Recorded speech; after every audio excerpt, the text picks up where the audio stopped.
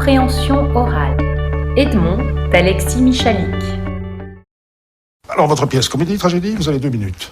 Tragédie. En 1897, il aurait fallu un sacré flair pour miser sur le succès de Cyrano de Bergerac et sur le long nez de son acteur principal. C'est un pic, c'est un cap, que dis-je, c'est une péninsule.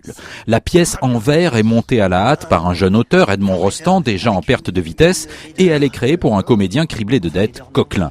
Cette histoire hante Alexis Michalik depuis des années. Le réalisateur l'a déjà racontée au théâtre dans une pièce couronnée par 5 Molières. Pour incarner Edmond Rostand, Alexis Michalik a choisi un comédien à peu près du même âge que l'auteur à l'époque, Thomas Oliveres a 28 ans. Il revient sur la création de Cyrano et la version qu'en donne le film Edmond.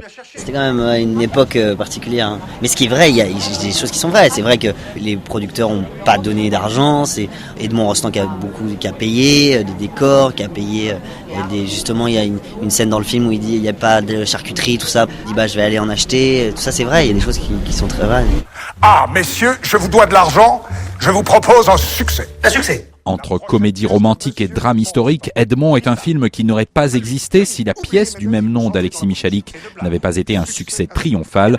Pour Olivier Gourmet, qui joue l'acteur Coquelin, cela en dit long sur la frilosité du financement du cinéma français. Aujourd'hui, c'est la télévision qui est partie prenante beaucoup sur les financements de films, donc du coup, on doit suivre leur volonté.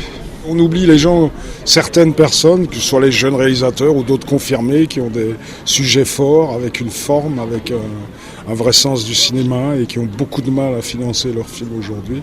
Parce qu'on veut des films pour 20 heures, légers, et qu'il faut rire, et pendant lesquels on peut passer des écrans publicitaires. Alors tu penses comme moi cette pièce? Dans 100 ans, elle se jouera encore. Tu le crois vraiment? Edmond, une réflexion sur les affres de la création, 121 ans après la première de Cyrano.